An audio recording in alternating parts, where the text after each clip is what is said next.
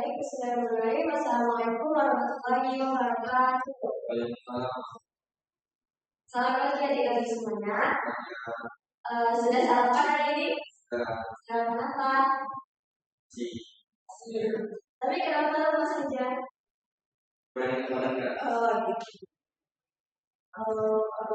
Apa ya?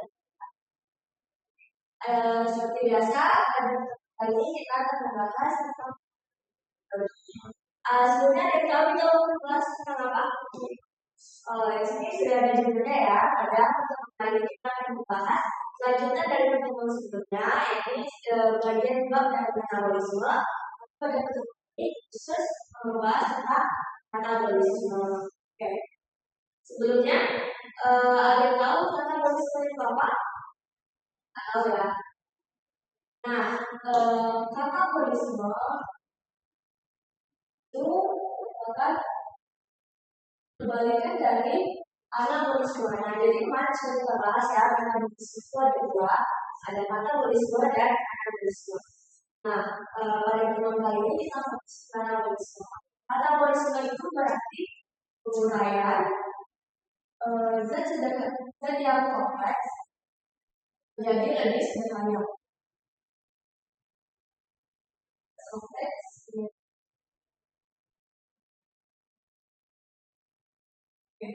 Nah, yang diuraikan itu apa sih Kak? Nah, uraikan ini adalah bahan-bahan makanan yang masuk. Nah, tadi ada yang sudah sarapan kan? Nah, kalau sudah sarapan berarti sekarang lebih berenergi ya, pas itu. Nah, makanya dari zat kompleks tadi makan apa? Nasi itu karbohidrat. Nah, juga karbohidrat ya akan diubah menjadi zat-zat yang lebih sederhana. Jadi H6 tambah O2 dan akan menghasilkan energi P.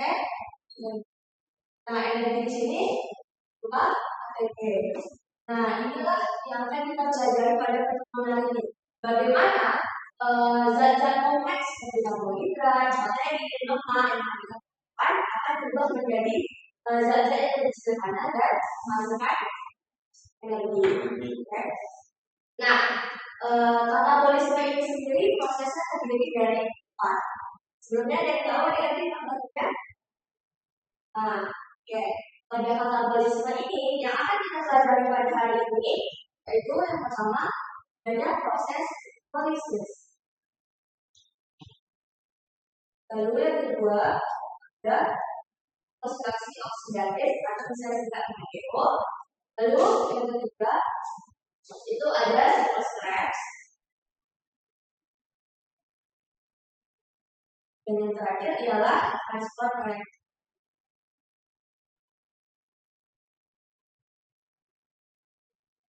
Nah, keempat proses inilah yang akan kita pelajari pada hari ini untuk membuat zat-zat kompleks yang mana di sini ialah karbohidrat menjadi energi. Oke, paham ya? Jadi, oke, kita masuk ke proses pertama yakni polisis.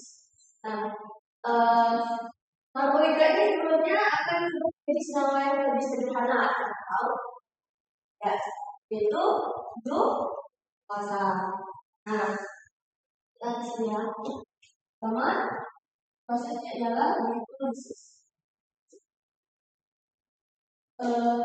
Jadi glikolisis ini glukosa itu senyawanya terdiri dari berapa atom? 1 C. Nah, oke. Glukosa ini terdiri dari 6 atom C. Nah, 6 C ya. C. Nah, dari glukosa inilah nantinya akan diubah menjadi ATP. Gimana sih prosesnya? Nah, proses pertama ini adalah glikolisis. Dari glukosa 6C akan diubah gulanya menjadi glukosa 6-fosfat. Nah, jadi dia tambahan 1 atom fosfat. Kan tempelan satu atom fosfat di C nomor 6. Makanya nanti dia akan berubah namanya glukosa 6-fosfat. Nah, ketambahan atom P ini dari mana Kak? Jadi, ada yang tahu? Sudah ya. Jadi di sini prosesnya ini ATP. ATP ini ada mesin fosfat, ada tiga atom, tiga memiliki tiga fosfat akan berubah menjadi ADP, adenosine trifosfat. Jadi berkurang P-nya satu masuk ke dalam glukosa tadi, makanya akan berubah menjadi glukosa 6 fosfat. Nah, setelah dia menjadi glukosa 6 fosfat, dia akan fosforilasi atau berubah lagi menjadi fruktosa 6 fosfat. Jadi senyawanya lebih sederhana lagi. Jadi fruktosa. Nah, pada fruktosa ini senyawa terlalu kompleks dan diubah menjadi ATP. Jadi dia harus disober atau diubah lagi 6 fosfat. Nah, tetap fosfatnya tetap menempel di atom nomor 6. Nah, di sini namanya 6 fosfat ya. Nah, dari fruktosa 6 fosfat ini kemudian dia akan ketempelan satu atau lagi. Nah, ketempelan satu di atom C nomor 6 dan atom C nomor 1. Karena itu namanya di fruktosa 1,6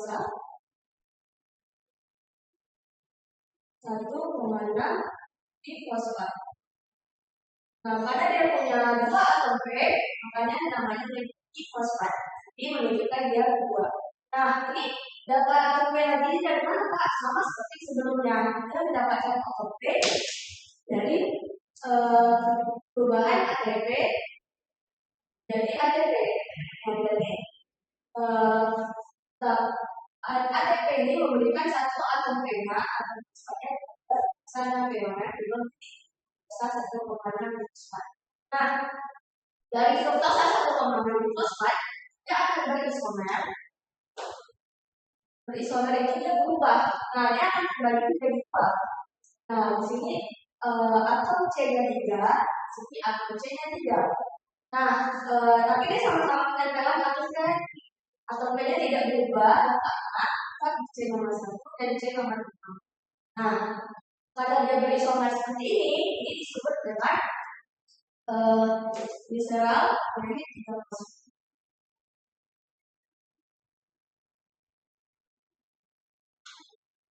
Visceral organic. Nah, di sini sini terbentuk NADH.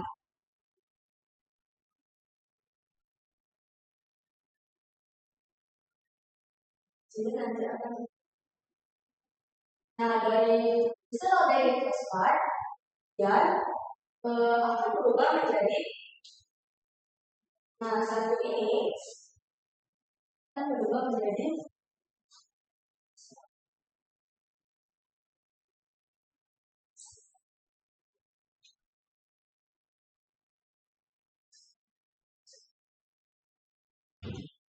visceral organic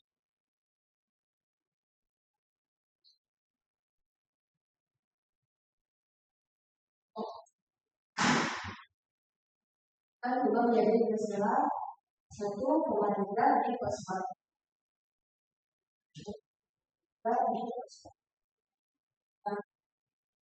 Sama seperti yang ini tadi, karena dia berfosfat, nah jadi dia akan ketempelan atau pelan di situ. Ini P nomor 1, ini C nomor 1, dan C nomor 3. Nah, setelah 1,3 fosfat ini, dan akan berubah menjadi yang lain.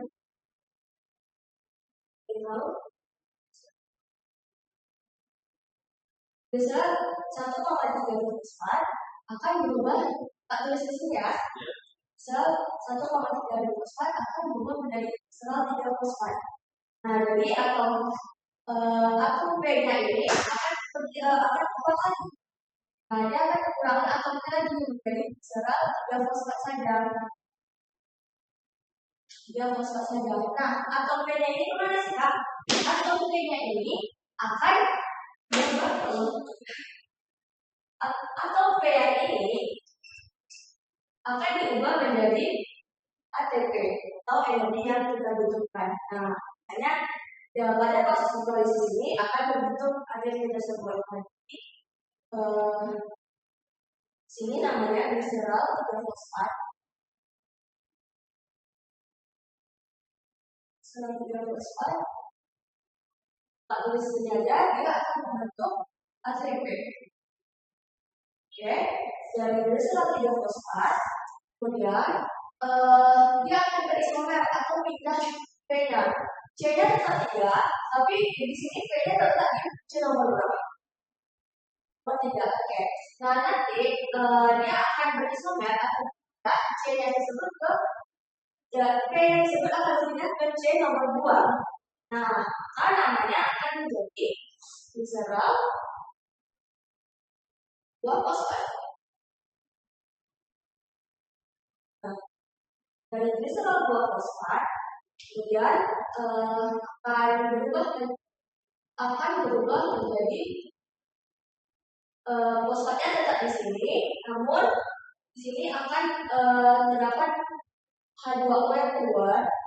Nah, karena ada senyawa alkohol, namanya menjadi fosfoenolfosfat.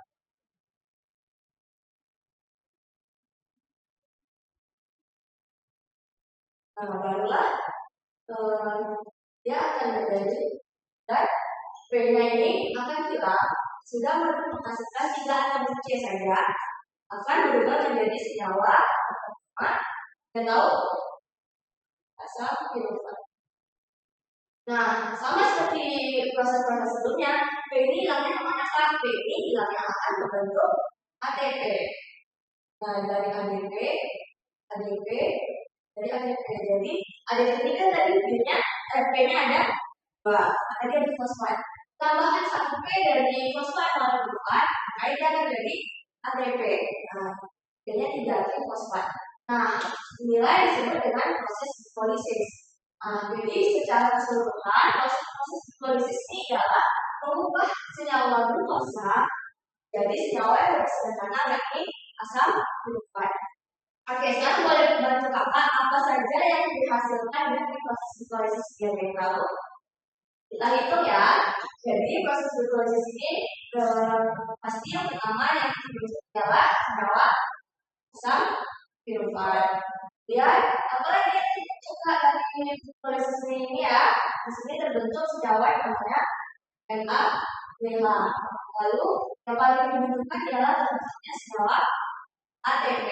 ATP itulah nanti yang akan jadi energi yang dibutuhkan oleh tubuh kita untuk melakukan aktivitas. Nah, berarti apa aja tadi yang dihasilkan?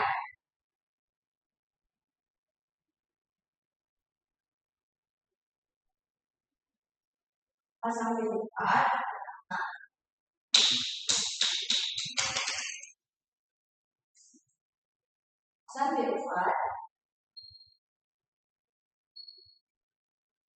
kemudian juga NaDH, ATP. Asam pirofat yang dihasilkan ada berapa? Kalau dari proses ini namanya 1 ya cuman. Nah, 1. Tapi di sini kan dia terbentuk 2 kali kristal dari 3 fosfat. Nah, prosesnya itu sama sampai sini. Nah, jadi asam pirofat yang dihasilkan harusnya ada 2. Karena di sini dia dibentuk 2. Nah, jadi asam pirofat yang dihasilkan itu ada 2. Itu juga adalah NaDH. NaDH-nya ATP yang dihasilkan ada dan 2. Kalau kita 2, 4. Nah, inilah yang dihasilkan dari proses hidrolisis. Sampai sini paham? Oke. Nah, selanjutnya kita masuk ke dekarboksilasi oksidatif, di mana nantinya dekarboksilasi oksidatif ini asam pirofat ini akan mengalami oksidasi sehingga terbentuknya nanti senyawa namanya asetil CoA. Gimana sih Kak prosesnya? Saya simak ya. Oksidasi oksidan.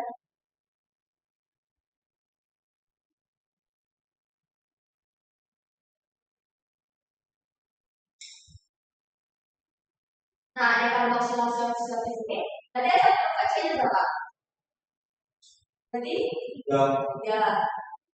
Nah, kalau oksidasi ini sebenarnya tadi karena asal hidrogen itu akan berdekatan dengan senyawa yang disebut dengan koenzim A. Nah, dia disebut di sini asam hidrogen akan diubah menjadi senyawa yang namanya asetil CoA atau A. Karena asam hidrogen ini berdekatan dengan koenzim A.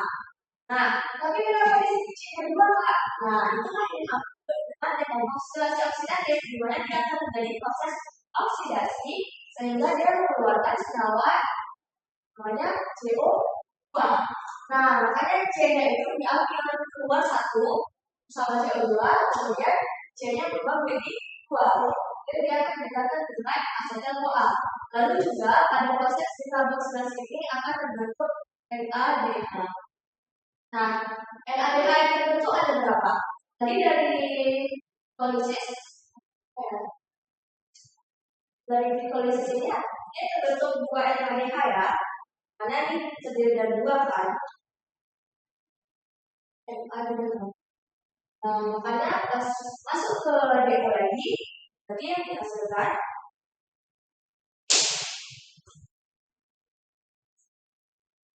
dari DO. Nah, prosesnya cuma singkat ini adik-adik yang paling terjadi. Berarti yang dihasilkan dari CO ialah CO2 dan apa? NADH-nya berapa?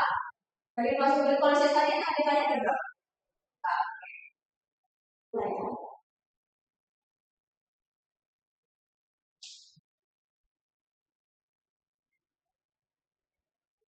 Nah, nanti kemudian dan asetil CoA juga ya, senyawa yang menghasilkan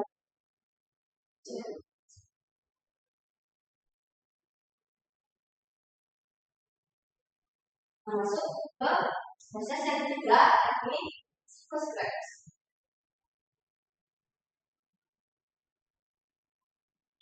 Seperti namanya, siklus Krebs berarti nanti bentuknya seperti apa? Siklus ya. Nah, bentuknya itu siklus dan tidak putus. Nah, jadi siklus Krebs ini senyawa yang dibutuhkan dan digunakan sebagai bahan pada siklus Krebs adalah senyawa dari DO. Seperti CoA. Nah, dari sini dua atau C ada A.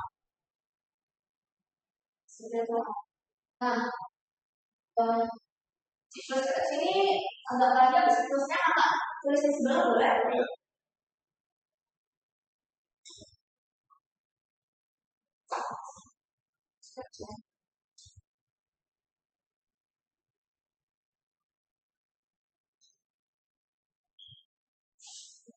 Jadi satu yang A dengan koenzim A bentuk CoA.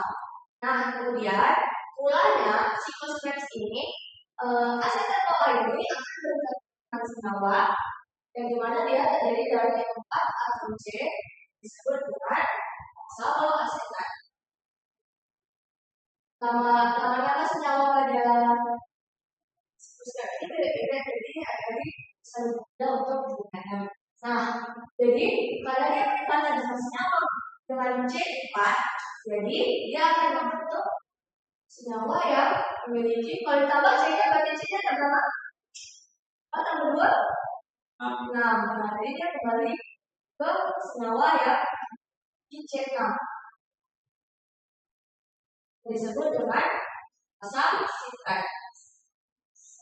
Asam sitrat.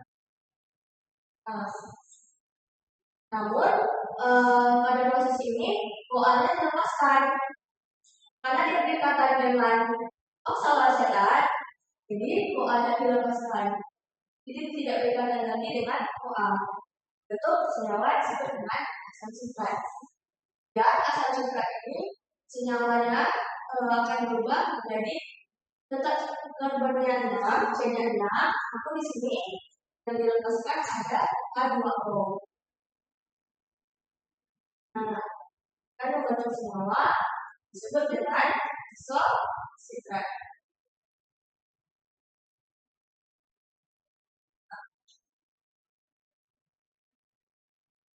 Dari isositrat, dan dia akan C-nya tetap 6,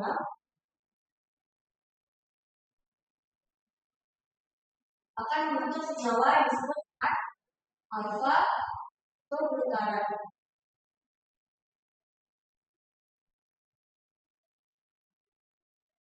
Nah, dari alfa glutarat ini kemudian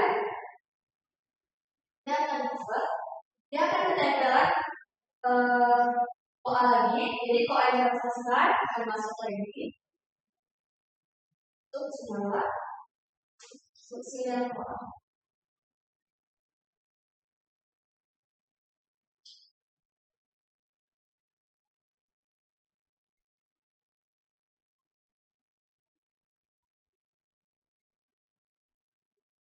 Dari suksinyal CoA,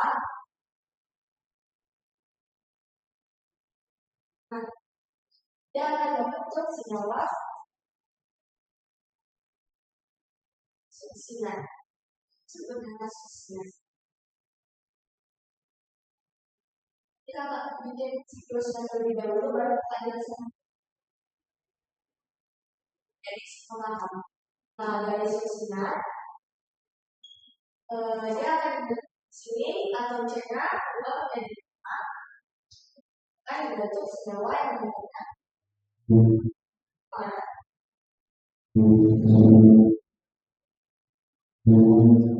dari kumarat untuk alat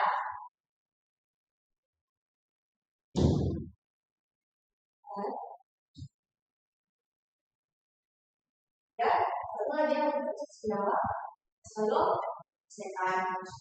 Nah, pada siklus Krebs ini tentunya juga akan terbentuk ATP dan ADPA. Nah, di mana terbentuknya ATP itu, Kak?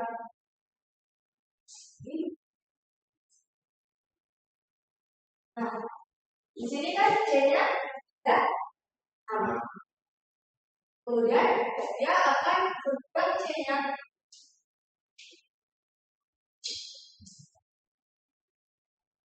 Nah, dia dari suksinyal CoA menjadi suksinyal, dia C-nya akan berubah menjadi A. Nah, disinilah tentunya akan terbentuk senyawa disebut GTP. Nah, dari GTP ini, dari suksinyal menjadi kumarat, di sini akan terbentuk senyawa FADH. Nah, FADH ini sebenarnya kalau sama dengan NADH, cuma perubahan atom saja. Nah, cara mainnya ada yang berubah menjadi sama-sama F kan, bahwa FADH. Nah, dari kumarat menuju malat, nah di sini akan terbentuk senyawa FADH.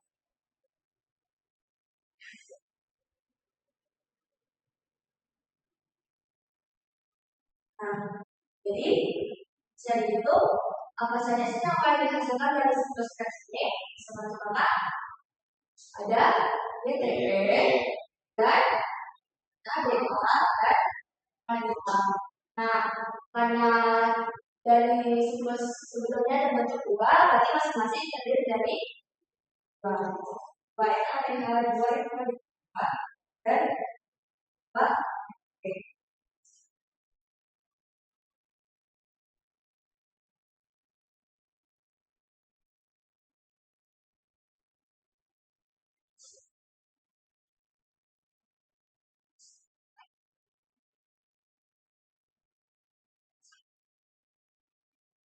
Sini juga terbentuk.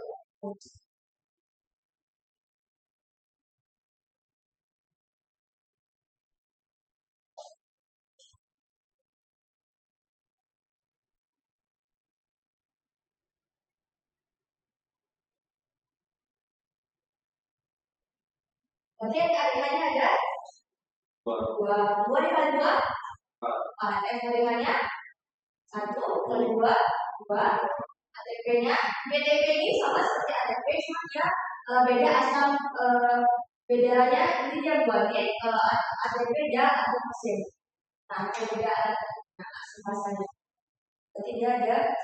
Nah, inilah yang dihasilkan dari proses siklus Krebs. Nah, jadi secara keseluruhan proses yang dihasil dari ketiga proses ini yang dihasilkan adalah ATP. Nah, ATP inilah yang dibutuhkan untuk berubah untuk menjadi energi agar organisme bisa beraktivitas. Tapi gimana sih Kak cara mengubah ATP itu? Nah, yang dibutuhkan kan ATP, tapi dalam sebuah proses ada ATP, nah ini juga nantinya diubah menjadi ATP. Nah, jadi semua proses ini ujung-ujungnya akan berubah menjadi ATP. Nah, tapi gimana sih Kak? Kenapa dia dari efek ADH sama efek adalah transport elektron. Nah, jadi transport elektron ini terjadi di sekitar sel. Nah, nantinya semuanya ini akan diubah menjadi ATP. Nah, kita hitung dari proses glikolisis ya. Yang dihasilkan itu selain kan yang dihasilkan ada asam dan tapi asam kedua itu dibutuhkan di sini. Jadi yang hanya dibutuhkan untuk membentuk ATP ialah ADH dan ATP. Dan ADH-nya ada berapa? Glikolisis 2. Oke. ATP-nya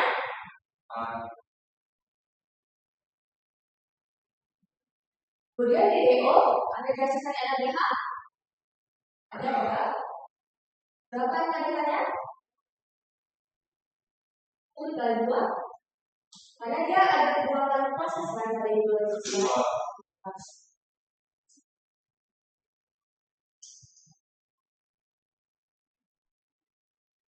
Nah, kalau di siklus Krebs ada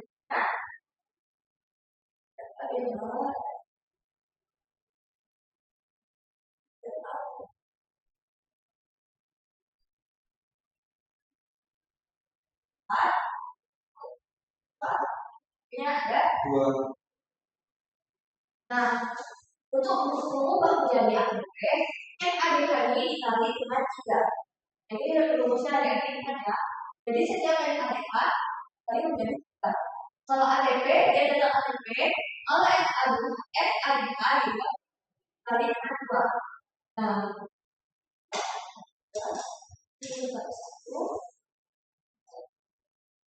boleh nggak bantu kakak untuk tutup? Berarti NADH yang dihasilkan di proses glikolisis ada berapa? 2 kali 3, 6 ATP. Dan 2 ATP, lalu ada 6 ATP. 4 kali 3, 12 ATP. Nah, ini dihasilkan di Krebs. Lalu efek keduanya 2 kali 2, 4 ATP. Berarti kalau dijumlahkan ada berapa ATP? 32. Nah, inilah dia keseluruhan yang dihasilkan dari proses disebut dengan metabolisme. Oke, coba dicerita dulu deh, paham tidak? Ya. Jadi kakak rangkum ya. Jadi tadi metabolisme itu apa? Saya bilang metabolisme tadi apa? Penguraian zat kompleks. Nah, zat kompleks tadi apa? Dari karbohidrat. Nah, karbohidrat diubah menjadi glukosa, kemudian masuk ke proses glikolisis. Nah, proses glikolisis terbentuk apa saja? Asam sulfat, NH2 dan kemudian asam sulfat dipakai sebagai bahan untuk proses dengan oksidasi oksidatif dihasilkan CO2 dan NH2. Oke, nah kemudian dia juga terbentuk asetil CoA. Asetil CoA ini dibutuhkan untuk masuk ke proses Krebs. Di siklus Krebs berbentuk apa ada? NH2 dan ATP. Nah, dari seluruh ini, kemudian seluruhnya akan terbentuk menjadi ATP. Nah, ATP inilah yang akan digunakan untuk kita melakukan tes. Nah, paham ya? Untuk cara mengubah kita menjadi ATP apa? Pokoknya adik-adik saja. Kalau yang tadi dia dikali 3, kalau yang tadi dikali 2. Nah, ini nanti kita coba ATP. Gimana Kak cara kenapa saya sebutkan dengan ATP? Karena nanti prosesnya panjang lagi sebenarnya gitu ya. Kuliahan. Nah, namun kalau di jenjang SMA dari tahun bisa dari ADH bisa juga menjadi ATP dengan dikali 3 oleh ADH 4 atau menjadi ATP dengan dikali 2. Oke, bisa paham? Oke. Kalau paham maka mau nanya boleh. Oke. Misalnya nih kakak abaikan ya seperti ini. Misalnya kakak dan punya siklus X. Tanya ya.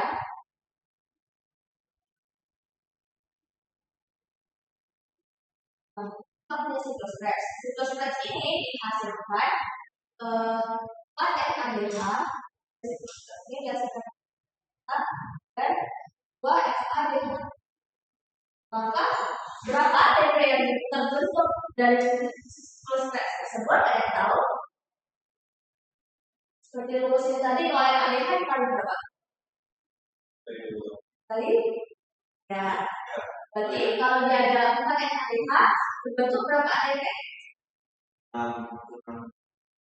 12 ATP. Tambah kalau ATP 2 dikali 2. Berarti kalau kakak punya 2 ATP akan bentuk berapa ATP? 4.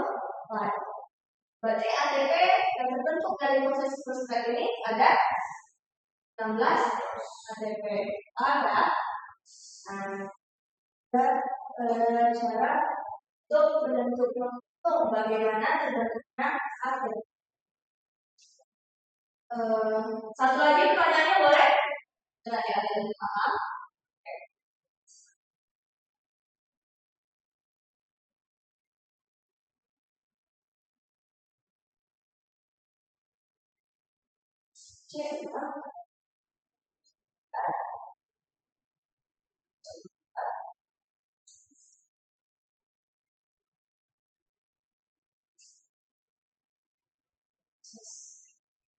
Nah, ada yang bisa menjelaskan nggak kalau kakak singkat seperti ini siklusnya paham?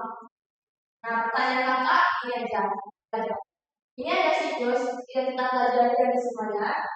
Ada dampak kan? Nah, untuk prosesnya next yang ini disebut dengan proses apa? Ada senyawa C6. C6 tadi senyawa apa? Itu kosa. Kan? Kosa itu C6 asam C. Nah, itu kosa.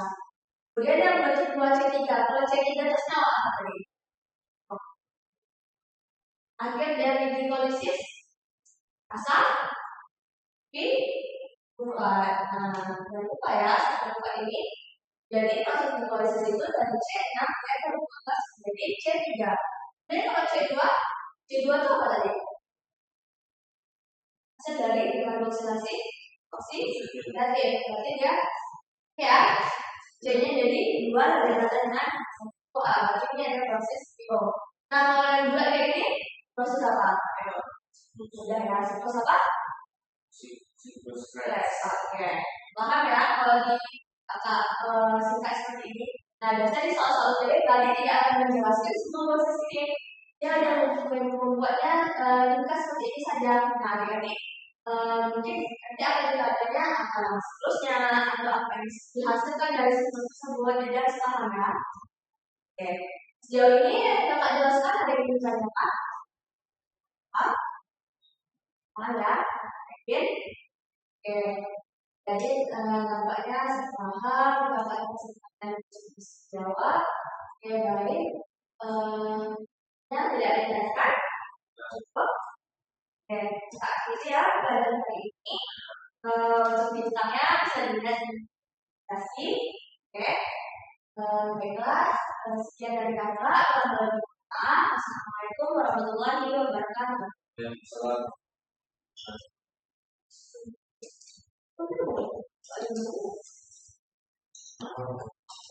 Jadi